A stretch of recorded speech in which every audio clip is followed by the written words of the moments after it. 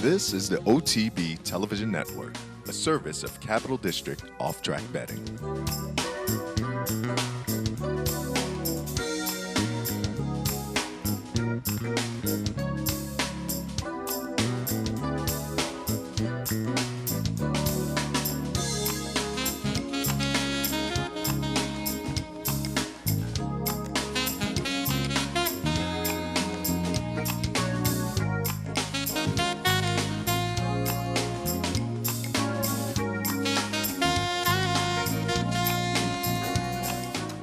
Good morning and welcome to Loose on the Lead on this Sunday morning. Seth Merrow from Equidaily.com, Steve Vick from Sirius and XM's At the Races. Good morning, Steve. Welcome back. Thank you. Good to be here. There was a little trouble getting back, I guess. You ran into the storm? That was the delay on Vegas? Craziest thing ever. Who stays in Vegas a week? Another couple of days, and I was going to be headlining with Wayne Newton. It was unbelievable. I go out there on Wednesday to do the show, Thursday, Friday, Saturday, Sunday for the National Handicapping Championship. Tina came out, and next thing we know, there's going to be a big storm. Worst storm in history. So let's cancel every flight in America. Let's ground every plane. Okay, we'll push us back from Monday to Tuesday. All right. Go check on the Tuesday flight on Monday. No Tuesday flight. Try to book on Wednesday. Nothing available for Wednesday. We'll take care of you Thursday. So 3 extra days, and you run out of things to do. I mean, you can only watch Celine Dion so much. Blue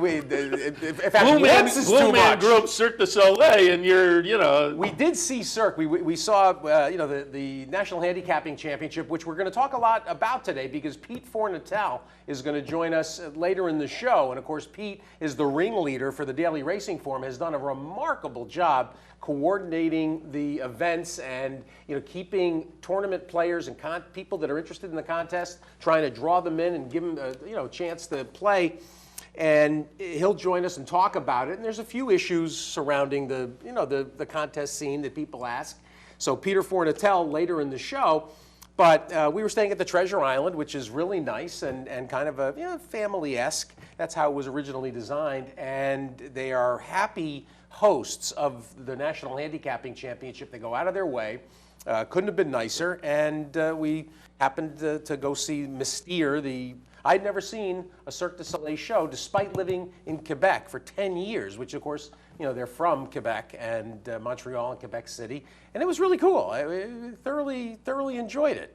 Then we went to Fremont Street. All the times I've been to Vegas, had never been downtown to see, the old-style gambling halls. Like Binion's and all that, exactly. Binion's and Gold Nugget and the whole honky-tonk scene down there, which is pretty cool and funky. It was really great. I did not expect to have to find things to do for an extra 3 days. Visited virtually every sports book and race book. Checked them all out, the ones I had never been to. Really a Get a chance to cool say hello experience. to Rich Eng? I finally did. After basically having Rich Eng on the radio, and of course Rich, the race columnist for the Las Vegas Review-Journal for many years, originally from Stamford, Connecticut, and worked for NYRA for a NYRA, while. worked for Monmouth, has done a lot of things, track publicity, and then on the writing side, handicapping side, and a good contest player in his own right. A winner of the Summer Classic at the Orleans a few years ago for $300,000.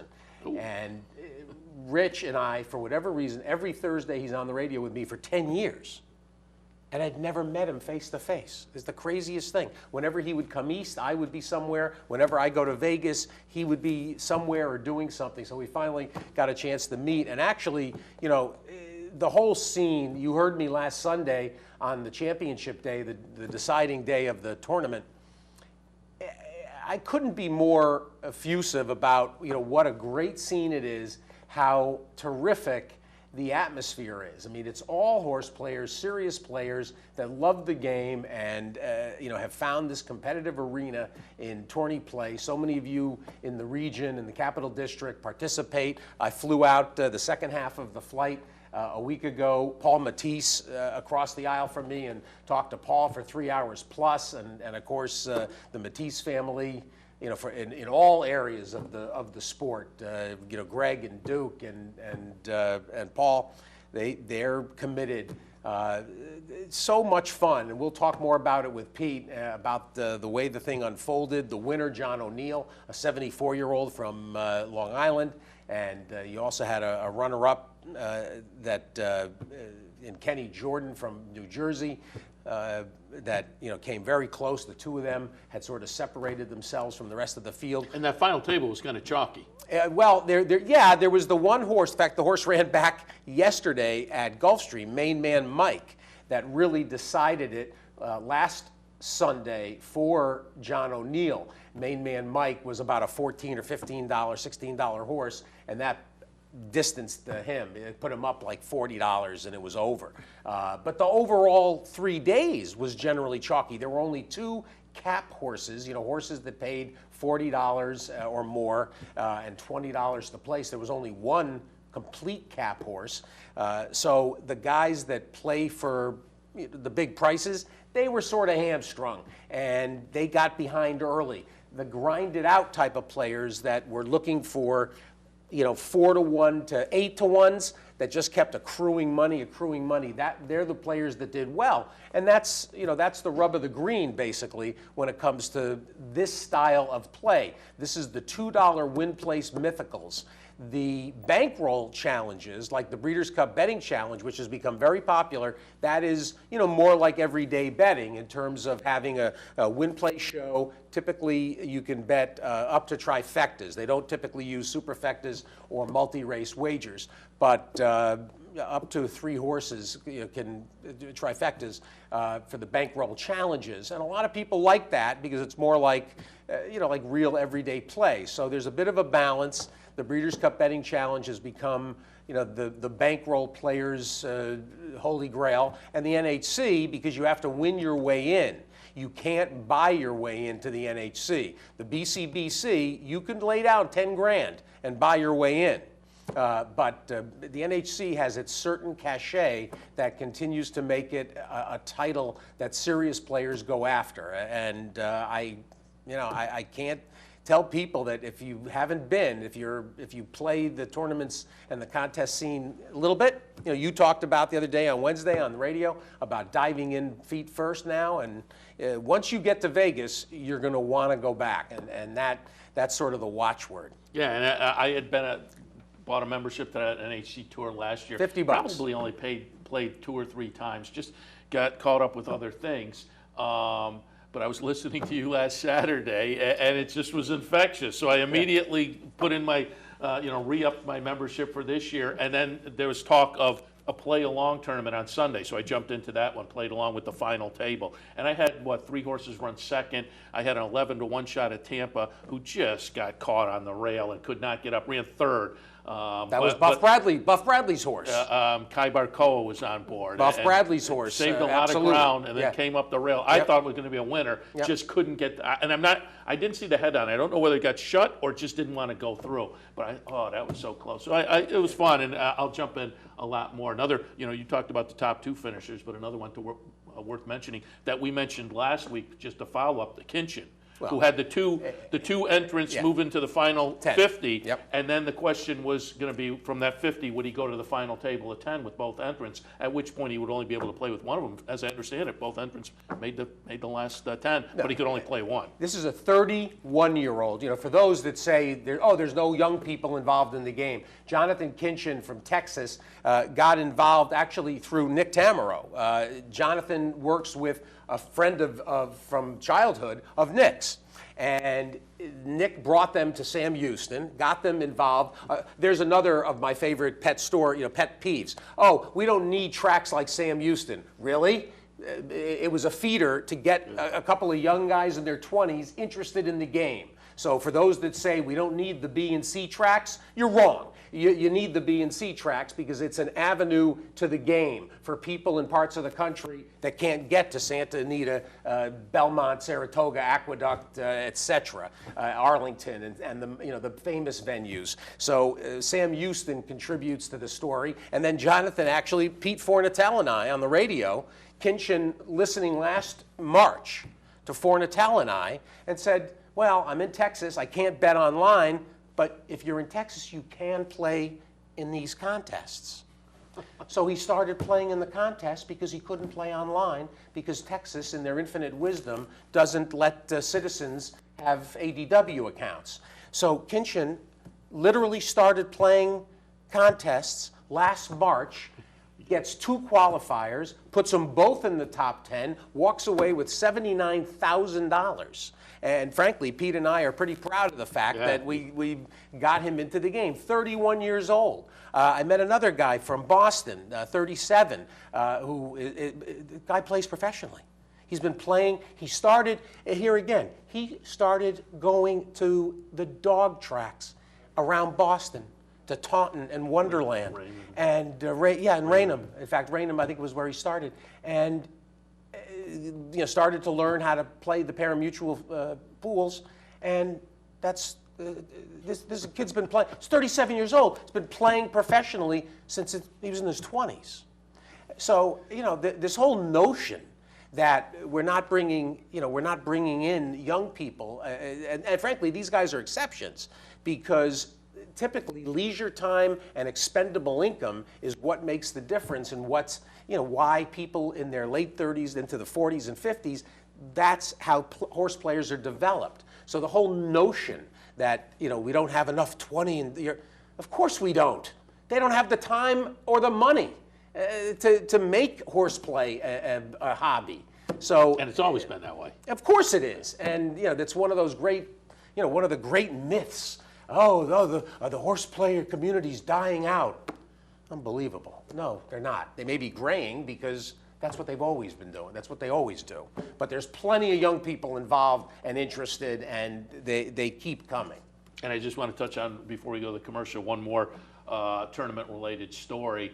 We touched on it last week, the really good story of Bob Newmeyer winning the celebrity event. I had him on the radio. I wanted to bring that up because you had him on the radio on Wednesday. If people want to pull it up, it was really fun to hear Bob Newmeyer, who sounds like he's doing fine. It's amazing because, for those that think, oh, well, he's coming right back a few months later, not that simple. He had a very serious stroke and brain surgery to relieve pressure. Yeah, for him talking about it, this is not an easy road. But, no. But he really sounded good. Amazingly, he has no physical issues and no mental speech, no cognitive issues.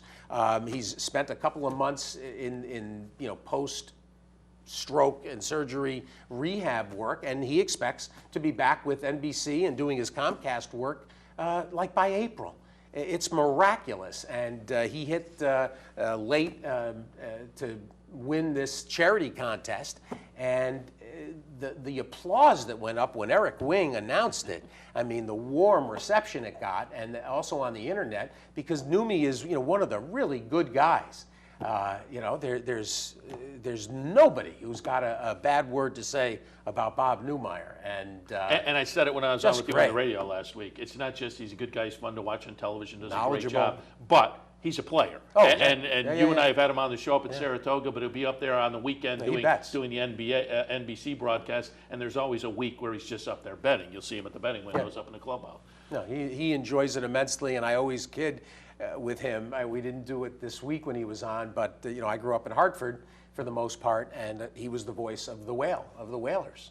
And so, Bob Newmeyer, from Winnipeg and Edmonton, and with the transistor under the pillow, the Red Sox and later the Whalers on the radio. So to ultimately become, acquainted and friends with Bob Newmeyer has really, I get a great kick out of it. Usually when he's on the radio with me, we play the Hartford Whaler theme song, the incredibly obnoxious Brass Bonanza.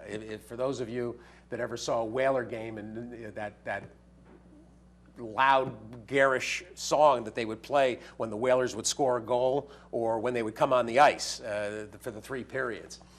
It's called Brass Bonanza, and so whenever Numi's on, we play the Whaler theme. It's pretty funny. All right, why don't we head to the first break? When we come back, we'll take a look at some of the stakes action from yesterday. Really interesting. There was, the Sam Davis, the Martha Washington, fun stakes across the country yesterday, and we'll touch on those when we come back. How's that Take Charge Brandy looking to you? Yeah, how's that vote going on Take Charge Brandy? Well, is there time to get that eclipse back? We'll see. She won. She stinks. She won. Well, she stinks. We'll see. We'll take a look at that. She's an absolute canard. We'll take a look at that when we come back. Stay tuned. Just Loose on say the no. Lead continues. The road to the Kentucky Derby ends with the most exciting 2 minutes in racing, but getting there begins long before then. With 34 prep races that span 15 tracks, the best place to watch, wager, and win is Capital OTB and OTB TV. Upcoming Derby prep races include, on February 21st, the Risen Star from the Fairgrounds and the Fountain of Youth from Gulfstream Park. So for in-depth coverage and expert analysis of all the Derby prep races, stay with Capital OTB and OTB TV. Go Zephyr kicking clear, and Go Zephyr is pulling away impressively. Hysterical Lady Ginger Punch to win it. And it's Wilco in front, and he's going to pull off a huge upset here. But it's Round Pond going on to take the distaff. Awesome again. Sire of 10 Grade 1 winners, 4 Breeders' Cup champions, and 4 multimillionaires, standing at Adena Springs.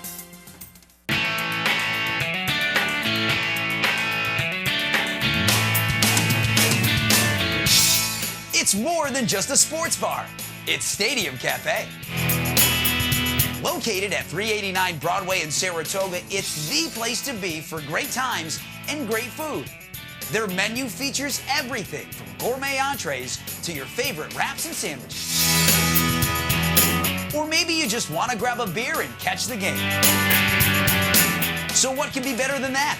How about 2 Stadium Cafes? There's also the Westside Stadium, right up the road at 112 Congress Street. Same great menu, same great service. Whether you're hanging at the bar or just relaxing outside on their spacious covered patio, you'll always leave knowing you'll be back again. We love, above all, the staff. We love Dave Harmon, and the food is fantastic. Not 1, but 2. 112 Congress Street, 389 Broadway. Guaranteed to be a home run.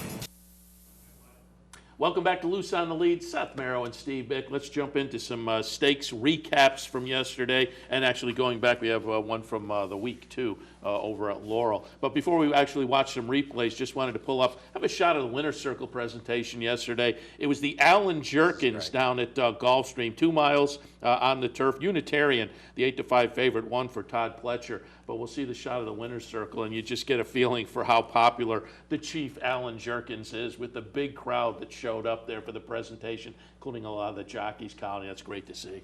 This is really sweet, and typically, I don't know if it's an unwritten rule, but typically there aren't stakes named for people that are living.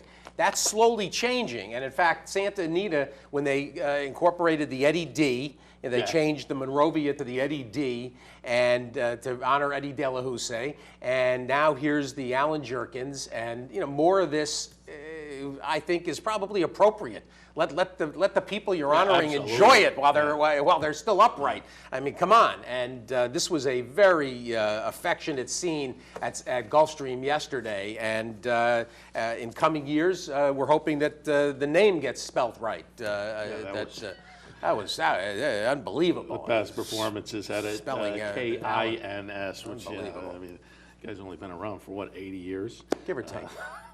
All right, let's get into some of the replays here, and let's take a look at the aforementioned Martha Washington, the 3-year-old debut of last year's 2-year-old filly Eclipse champion, Take Charge Brandy. She comes back before January ends, and we'll watch the stretch run here. Take Charge Brandy will be the number 6 horse. Frank Miramati kind of was giving her this race about a mile, an eighth of a mile out. But boy, coming under the wire, Sarah Sis makes it very, very close. But the 2-5 favorite holds on, and should have held on given the fractions. I was pulling my hair out. 23 and change, 48 and change, 113 and change. You know, how do they not go up and challenge? You got the champion, you know she's a front runner. You had a couple other horses in here who had some early speed, but just nobody goes out there. If somebody had, they may have caught her, but, you know, again, seasonal debut, gets it done. You weren't impressed. No, I wasn't impressed last year. I'm still not impressed. I mean, granted, she was aggressively handled, and I appreciate the way they took Take Charge Brandy and danced her around the country after the Breeders' Cup, and absolutely Lucas grasping, you know, that eclipse away from Lady Eli, who is twice the filly. This whole division of 3-year-old fillies is god-awful. Oh, it is. I mean, they are dreadful. And after the race, they had Willis Wharton in the winner's circle, and he was. They asked, you know, Arkansas Derby, maybe Kentucky Arkansas Derby. And he said, we'll take it one step at a time. So they're going to go to the next step, the next 3-year-old filly step on the Arkansas Trail. But he said, after that, maybe we'll consider it. But I said, I think I'm with you. I think the 3-year-old filly class, I don't think stepping into against the boys is a good move. I can't tell you what Jose Felix was doing with Sarah Sis, but Sarah Sis has a ton of speed. Yeah, and it made no sense. It made no sense that she comes out, Sarah Sis comes out of this off the break. I mean, there was no real reason. She didn't break badly. I mean, she kind of hopped, you know, a little, you know, kind of leapt a little bit, but there was, and maybe Felix at that point wanted to let her settle. I don't know. But normally, I mean, if she had engaged Take Charge Brandy from the get-go, there's no telling what the result is. This is a group of horses that is unbelievably ordinary, and each passing weekend, with every 3-year-old filly race, we had the Suncoast, which we're going to see. It was a very exciting race, and Include Betty is going to win. And then there was the Grade 1 Las Virgenes. I mean, it's bizarre that we've got all these good 3-year-old boys. This crop of boys is terrific. We're going to see Texas Red this afternoon. And the girls are awful. I mean, there hasn't been a 3-year-old filly, this crop of fillies, that has broken a 90 buyer. Take Charge Brandy is just, I mean, laughable. If she runs like this, she's not winning another race. I mean, it's just, it's really strange that there would be such a disparity between the group of boys from this crop and the girls. High 70s buyer for Include Betty, an 84 buyer for Callback, winning the Las Virgenes. I mean, they aren't progressing from 2 to 3 so far. I suppose, you know, somebody will emerge, and the place you should be looking is the fairgrounds for good fillies and the road to the Fairground Oaks. But from what we're seeing elsewhere, there isn't a decent 3-year-old filly to be found on the main track. We know where the best 3-year-old filly is in terms of a talent. It's Lady Eli, and she's being brought back slowly by Chad Brown for the typical 3-year-old filly turf campaign. Although, as I'm thinking, you know, we're going to look next at the Sam Davis. You have Ocean Knight from Stone Street. Stone Street had that perchance a couple of weeks ago. Yeah, she's okay. But again, maybe she's the one. Maybe she's the untappable that comes forward. But boy, it's an eyesore. This race was horrific. Yeah, you've mentioned number-wise, looking at those races yesterday, just handicapping the numbers. It's really weird. I mean, we'll see the Suncoast, and it's exciting because Include Betty comes from 25 lengths out of it. But I mean, the same thing at Santa Anita. That was terrible. It was a stagger fest. All right, let's look at the 3-year-old boys and see what you think of Ocean Knight, who had Gary West on. You were out of town. Had Gary West on last week because he put out his Triple Crown 100.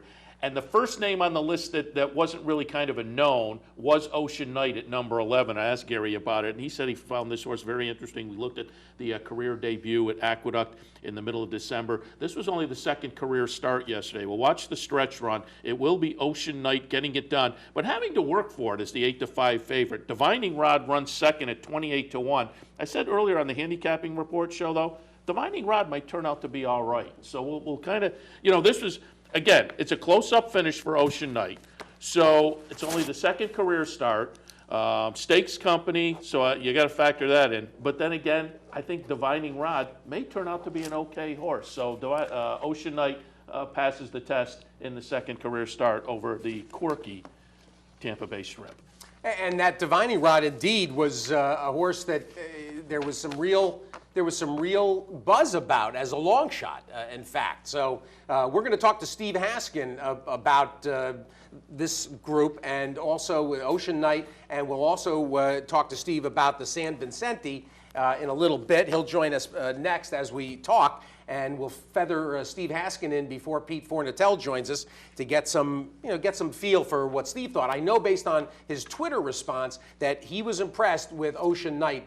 And that's a lot to ask. I mean, a horse making a second career start, and you also are shipping him from Palm Meadows to Tampa, and there's a lot going on here. And so Kieran McLaughlin, I sent him the Fig last night when it came out, 94, very solid, and good way to build. Of course, this race has no Derby points, remember. So it's graded, and there is some graded money that can be used as a tiebreaker potentially, but no Derby points, which Churchill came under some criticism for that as well. But this was a good performance.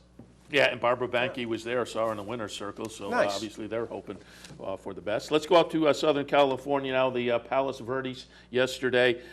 6 furlongs, grade 2 event, couple $100,000, but I thought this would be interesting because you got to figure some of these horses are going to be players in the sprint division this year, at least out on the West Coast. You had Divine Passion coming out of the win in the Midnight Loot, Big Mocker coming out of the win in the Cary Grant. Conquest Two-Step was just behind Shared Belief in the Malibu, and Secret Circle, who of course won the Breeders' Cup Sprint 2 seasons ago, second this past year behind Work All Week. But in the stretch run, we'll see its number 3, Conquest Two-Step, getting it done at 5-1 over 2-1 Secret Circle. The favorite in here, Distinct Passion, winds up running 4th. But it was a pretty good effort from Conquest Two-Step, who again, trained by Mark Cassidy. I've said it for the past month and a half or so. His barn's just going so hot over the past, maybe since summer ended, really.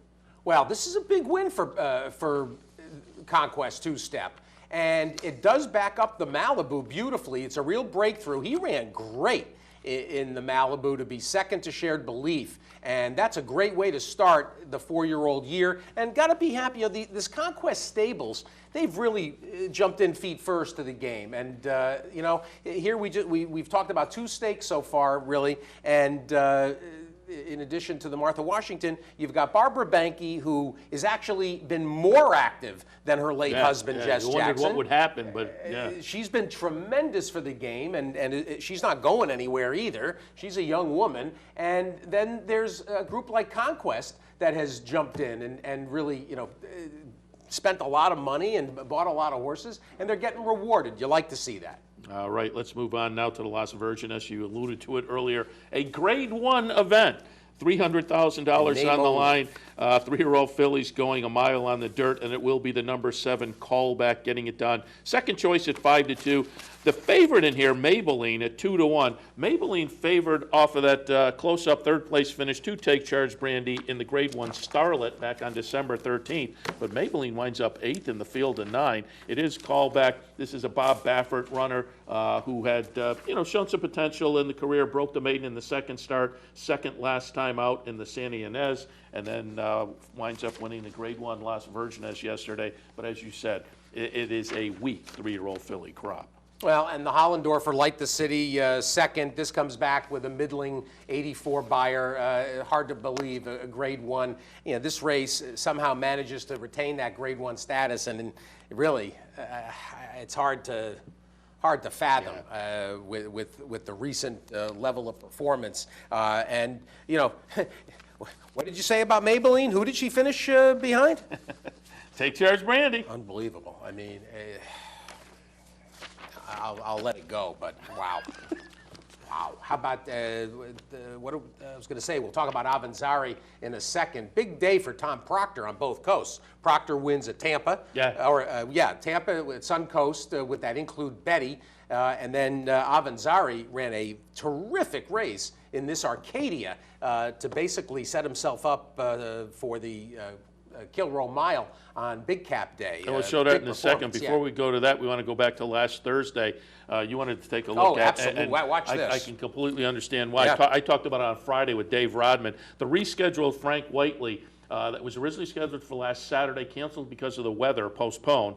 And when it came back on Thursday, it was redrawn, and Chad Brown enters Majestic Affair, which then I think sent Golden Years to the sidelines, who looked like the logical contender last Saturday. But Majestic Affair, coming out of the win in the Capicella just previous, ran second 2 starts back to Cinco Charlie, who subsequently has a couple of stakes wins. So again, Chad Brown sends Majestic Affair down and wins by just about 6 lengths as the 1-5 favorite in here. So a pretty nice performance from Chad Brown's Majestic Affair. Now 4 wins in 6 career starts. Well, and they're gonna take their time with Majestic Affair. I don't think he's stretching out anytime, aggressively. And of course, you also had with the Triple Crown nominations coming out yesterday, another horse like this, Exodus, the Fox Hill Farm Larry Jones colt that won at Sam Houston last week, that won the Frontier Energy Sprint.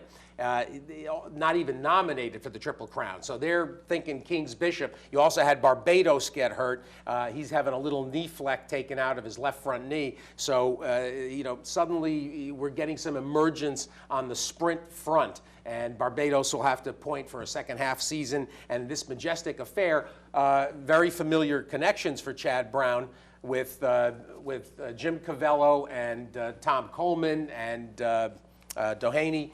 They, of course, also win at Tampa with Testarossa, who gets put up rightly in that endeavor yesterday. So a heck of a week for the Chad Brown connections with Cavello, Doheny, and Coleman. And, of course, Tom Coleman owns the very nice New York-bred Zevo. We've got the New York-bred Steve Haskin joining us for a little recap of the 3-year-old scene. And I know Steve was taken with Ocean Knight's performance in the Sam Davis. Good morning, Haskin. Good morning. And how do you know that? Because I'm a follower of Steve Haskin on Twitter, and you were cooing in the ear of Kieran McLaughlin. Hey, I try to get an edge wherever I can. Use whatever media. It just shows that you'll whatever media front it is, you'll take advantage, and I don't blame you. This, I said to Kieran via text, I said that I thought this was really a nice performance considering it's a second career start. That's a lot to ask. Yeah, exactly. That's what I mentioned. The reason I tweeted is that Kieran is one of the rare trainers that is on Twitter and is receptive and will actually respond to you. So it's nice to interact with a trainer like that. There aren't many of them at all. But no, I agree with you totally. I mean, for a horse coming off of one sprint over the inner track, going 2 turns for the first time over the surface. Again, as we mentioned last week, I don't know much about the Tampa surface this year because it's been so fast. But still, it's still a different surface and a quirky surface. And, to go on that surface for the first time against horses that have performed well in stakes at that track already, and they get fanned, 4 wide into the first turn and 4 wide all the way around the turn, all the way down the backstretch. So he lost a lot of ground. I believe Track has had him going 49 feet farther than the runner-up. So he did lose quite a bit of ground. And he ran into a tough horse there. But the good thing is that they finished 5 lengths ahead of the third horse. And all in all, for a horse making his first start around 2 turns, I thought it was quite impressive. I liked the way he did it. Even though the margin was only a neck, I don't think there was ever a doubt at all that he was going to win the race. I mean, he had the other horse measured, and I just thought he ran a good race. He came home his last 8th in under 6.2, so you can't ask for much more. My main question with him now is, let's say he goes Tampa Bay Derby and then 1 more start. It's still only 4 starts going into the Kentucky Derby, and that's also asking a lot. Ideally, you like to see a young horse with at least 5 or 6 starts to have some kind of experience going into the Kentucky Derby. So 4 starts, you're really right on the edge there. The horses going in there with 4 starts do not have a great record. But right now, I mean, he certainly looks like a horse who's got a lot of future and he's got the pedigree to go a distance. So right now, we just have to keep a close eye on him. Steve, Divining Rod is an interesting runner-up in here. There was a little bit of buzz about this horse. He was getting Lasix for his 3-year-old debut. He was also making his first dirt 2-turn start, and he had gone 2 turns at Tampa on the grass in the allowance, and it doesn't look like he's a speed-happy type, but yet he finds himself on the lead for Arnaud Delacour and for the Jacksons. This is a Jackson homebred, and I think this horse announces himself a little bit and figures to go on from here. Well, he did go to the front in his first start, but I have to say that if you can win first time out in your life going a mile, I know it was an off the turfer, but if you can win first time out going a mile at Laurel over that track, I mean, to me that says a lot. And I thought he was very impressive to win first time out the way he did. It's not like he was 1-5 in that race. He was almost 6-1 in a 10-horse field, and he just went right to the front, and I thought he ran a very good race. And then he comes back on the turf at Tampa, and I thought he ran a good race. He was down on the rail the whole way, just got a little tired at the end. And like you said, he got Lasix for the first time, and he was a pretty dangerous horse out there. And of course, he's by Tapit. Is there any horse that isn't? Exactly. He's out of one of those, Ramsey mares, that Precious Kitten, Cadianis. So he got old Ramsey on the bottom. And is there a horse in the country who doesn't have a connection to Ken Ramsey? Well, let's talk about what happened last night that a lot of people may have missed, Steve, because I still want to get to the San Vicente and get some thoughts going into this afternoon's action. And the Great War, the performance at Turfway of all places for this Coolmore Claiborne-bred Warfront. And Wesley Ward gets his 3-year-old season kicked off very successfully. That was a visually impressive performance, and again, a nice jumping off point for a horse that should be seen, I suppose, in Derby Point races next out. Well, you had the key word there, visually. If you watch that horse in the stretch, I mean, the way he was striding out, it was beautiful to watch. I mean, he's a beautiful striding horse, and he looked a lot smoother in this race than he did in the Breeders' Cup. In the Breeders' Cup, he never changed leads at all. Here, he was a little late changing, but he did change on his own. But just watching him come to the wire and the way he was striding out. Now, listen, you have major question marks with the horse. I mean, if you look at the fact that I don't know how, you don't know how far the horse really wants to go the way he's being ridden right now. I mean, 8 of his first 9 starts of his career have been at 6.5 furlongs or shorter. But the 1 2-turn race he did, was a good race. I mean, to finish 4th in the Breeders' Cup, and he was right there. Obviously the winner won big, but he was right there with some very, very legitimate Derby horses, and Upstart and Carpe Diem. So, you look at a pedigree like his, and you say, all right, he's got, he's by Warfront, so he could be anything as far as distance horse. But I just, what I'd like to, even in this race too, like in the Breeders' Cup, he gets hustled to the front in all his races, and obviously Aidan O'Brien thought of him more as a sprinter because he just kept running him in one sprint after another. So again, you don't know whether he can really rate legitimately going 2 turns and stretching out, to farther distances. We really don't know that much about the horse. I think the surface is as much a question as the distance, because Wesley Ward has been training him at Turfway, and you have to figure maybe now they're looking spiral to stay on the synthetic surface as well. Oh, I'm sure they are. And again, you mentioned to me there are 3 questions with the horse besides the distance. You have the question of the surface, but he did run well in the Breeders' Cup. And as good a trainer as he is, you do have a question of Wesley Ward, who, when you think of Wesley Ward, you think of horses sprinting and horses going in the front. You certainly don't think of Wesley Ward, at least at this point in his career, as a Derby type trainer to get a horse to go 1.25 miles. That's not it's not his forte, at least up to this point in his life. I remember when they said the same thing about Bob Baffert back in the 1990s, before Cavanier, that he can only train sprinters. So you never know. But I mean that's Wesley Ward's MO right now. Is just getting horses to come out and just go right to the front and excel at sprint distances.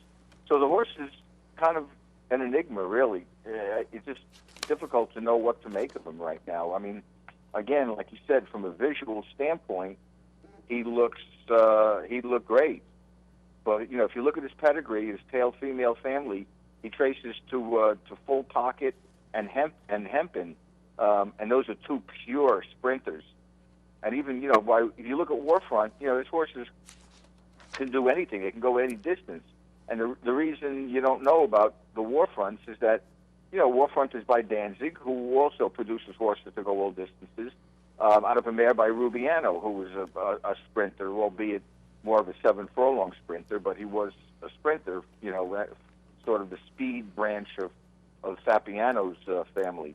But the horse does have an awful lot of sprinting in him on the tail female side of his pedigree.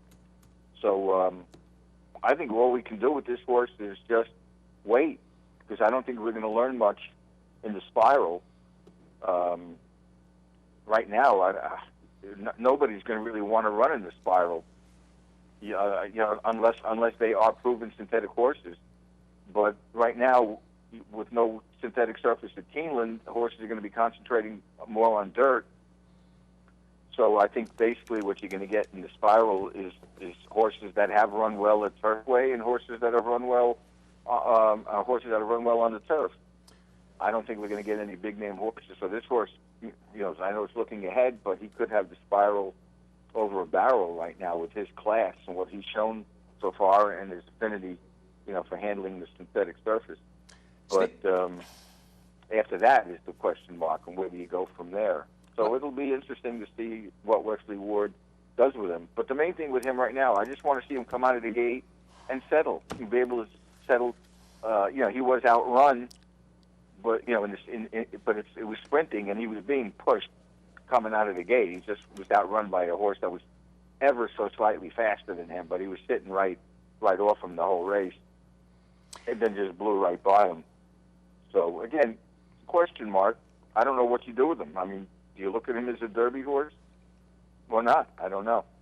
Steve, we know that Texas Red coming into today's San Vicente, we know what the intentions of Keith DeSormo and the nice partnership group involved in the Breeders' Cup Juvenile Champion, what their intentions are. And he comes out in a kind of an old-fashioned setting in a 7 furlong San Vicente, and been reading from Andy Harrington that he gets the impression, the very big colt, it may be about 80% fit. Not sure if that's going to be enough. He also may not get a big pace set up in this San Vicente. There is Lord Nelson, of course, trying to right the ship after the off performance in the Kentucky Jockey Club to end his 2-year-old year. There's Serbian Cyclone, the Peter Miller Wildcat Air that certainly is a 7 furlong type coming into this off the good allowance performance on New Year's Eve.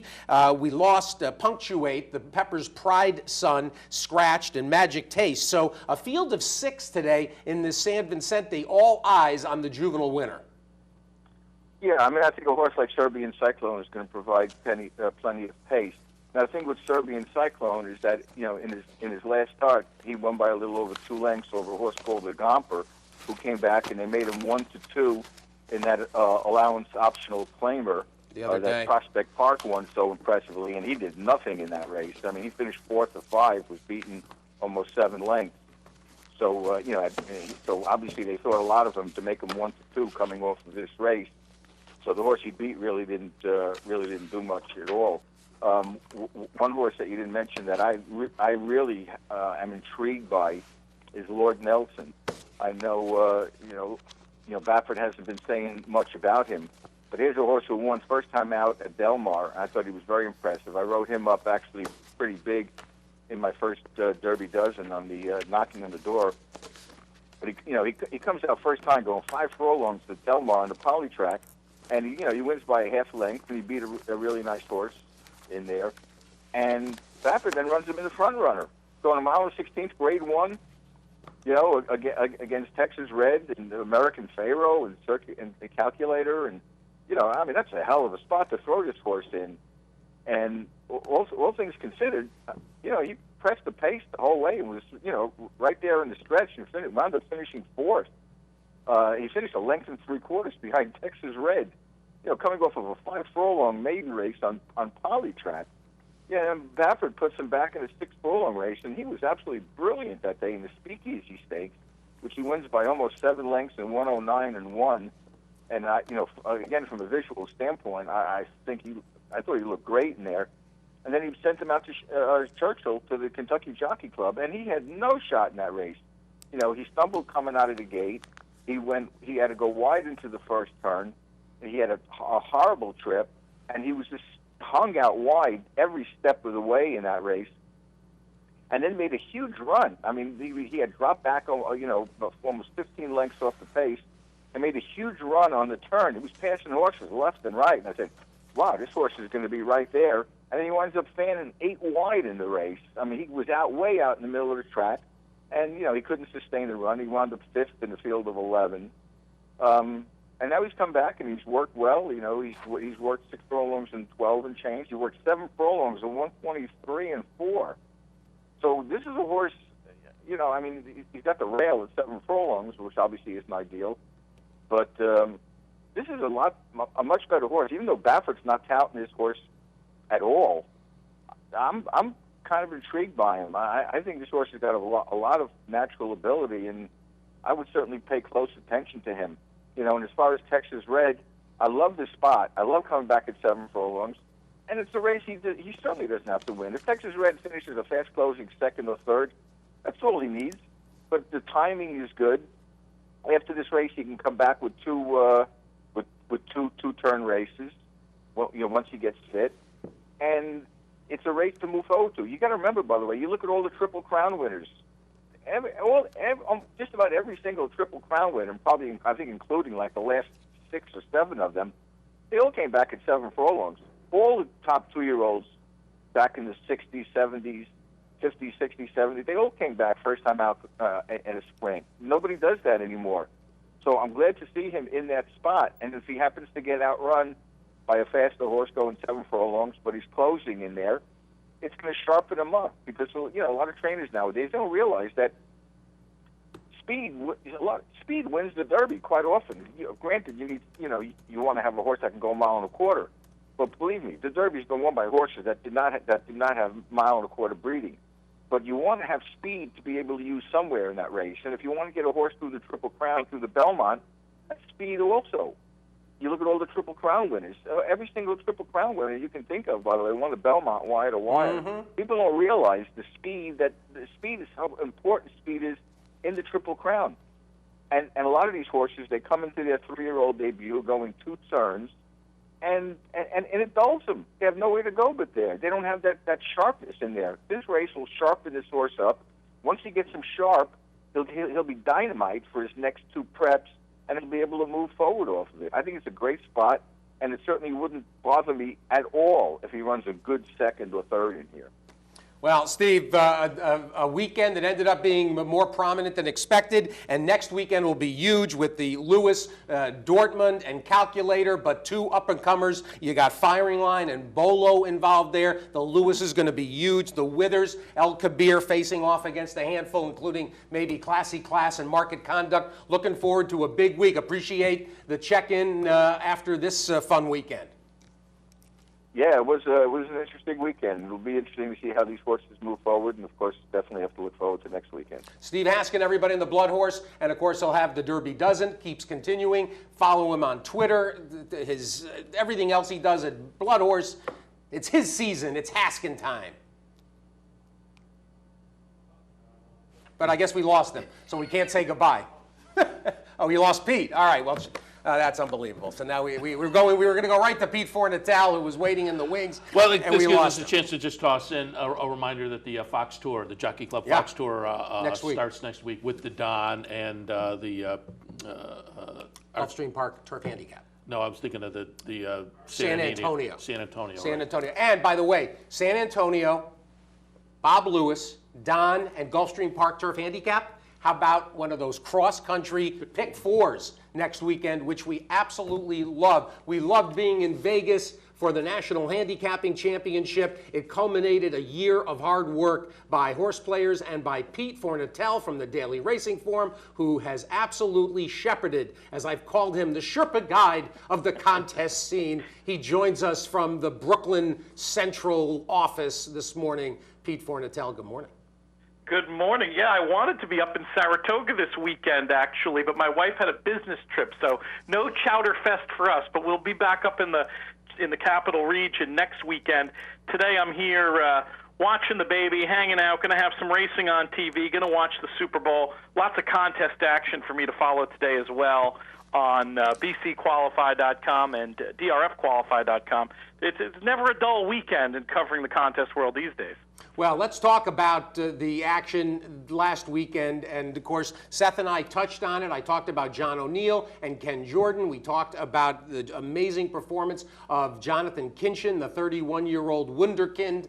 And so many things about the way the season ended in Las Vegas, Pete, really bodes well. And I've just talked all week glowingly about the scene. From your perspective, give everybody a recap of what went on. Absolutely. I mean, those, I think you mentioned in brief there, those were sort of the three biggest stories. Kinchin, the rookie, his amazing performance to get 2 entries into the top 10. The O'Neill-Jordan battle, we haven't seen too many head-and-head fights like that in contests since I've been following them, where it's the same 2 guys for a day and a half just trading the lead, and watching that drama play out where at the final table O'Neill grabbed the lead for once and for all and then widened. That was fun to see. Great to see some other players with great reputations have terrific runs, too. Joe Scanio, a guy who's known as being a mentor to many other contest players, including Noel Michaels, who wrote the original book on handicapping contests. Without Noel's pioneering work, my book, The Winning Contest Player, would not exist. And also to see the former champs have some success. In the end, we had 3 former champions in the final 50. Nearly had 4, but for a bit of foul luck for John Doyle. And then in the end, Brian Troop sort of sneaking his way with a chalky pick to get into that final 10. Troop, the 2009 winner. I think it was sort of against his nature as a long shot player to be so cheeky there at the end and sneak in with the 4 to 5 shot. But just shows you the kind of strategy that goes into these things, and you have to be flexible. And Troop is definitely one of the performances to pay attention to. The best finish ever at the NHC by a former champion.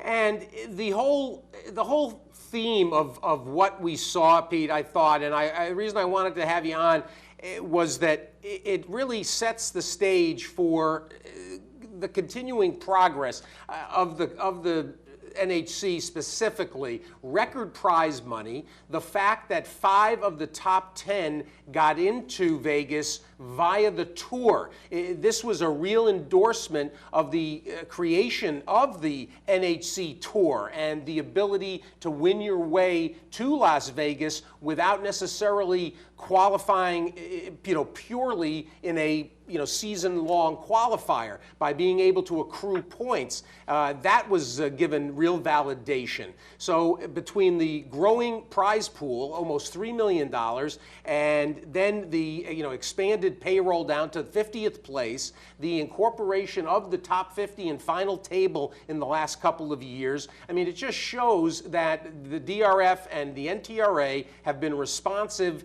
to this arena of players, and it continues to grow. And I wanted you to also address some of the things that came up this week in the horse playing community, including some of the bric-a-brats that were thrown about the value of the concept and the idea, the ridiculous notion that this is taking away from handle day to day somehow, as opposed to helping expand handle.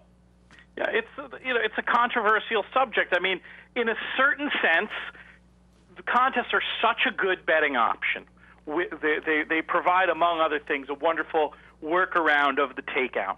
So I get the idea that on a given day, a certain player may handle a little bit less because some of that money is going into the contest realm as opposed to purely through the windows. But it's to take that point of view is to not see the forest for the trees, in a sense, because what we're looking to do in the contest world and sort of the idea behind contests themselves, it's not necessarily looking for every single player to bet more on every single day. It's looking to grow the sport as a whole and create new players. And what I've seen in my role at Daily Racing Form, from interviewing qualifying players week in, week out, and just trying to find interesting stories in the contest world, is that a lot of people are getting into horse racing precisely because of contests and then betting more going out from there. Now, I don't have all the hard data on this. I don't know how one would provide such a thing, but I can tell you anecdotally that there are a ton of players who are fans because of contests, because of the Horse Players TV show, getting in here. This is a gateway. This is a funnel to bring people into our world.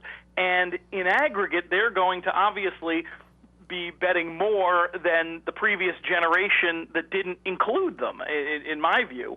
So, I mean, I think contests are there.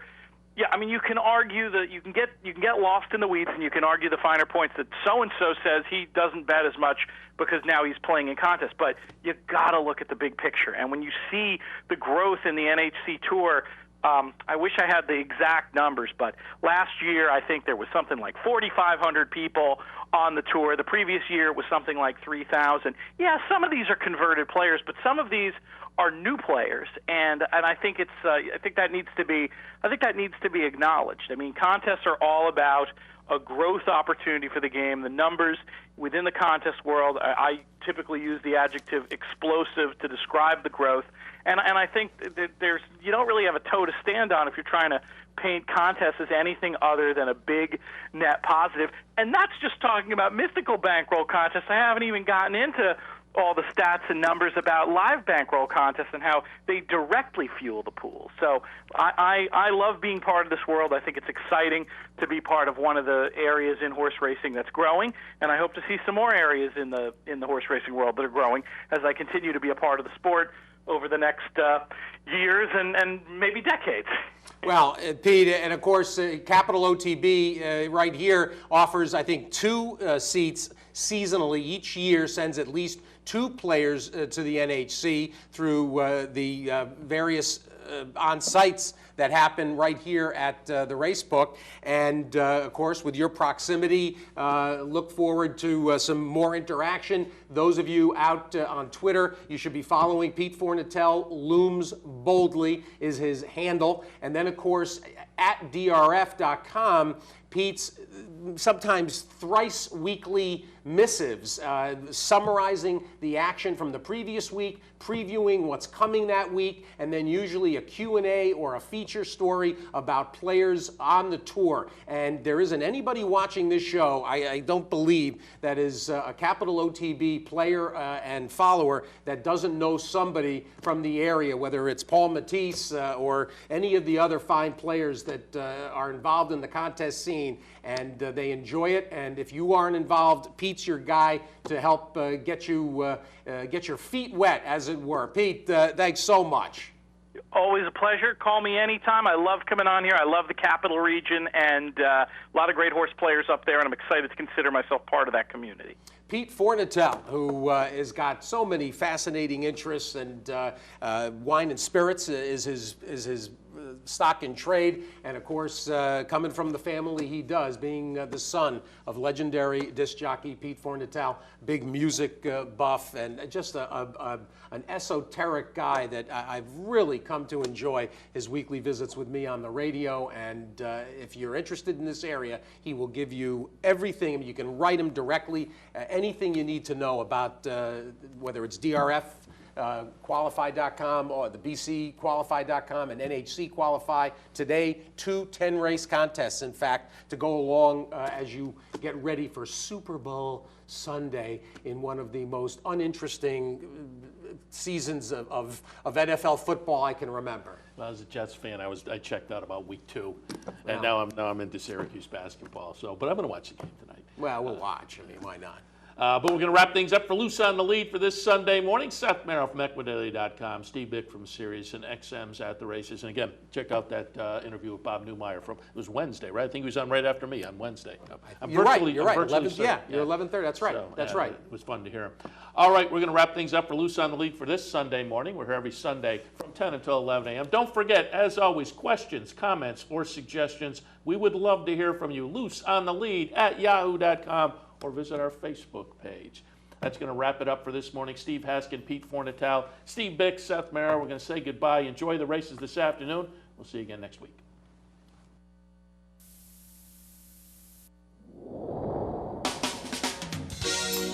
You're watching OTB TV, a service of Capital Off Track Betting.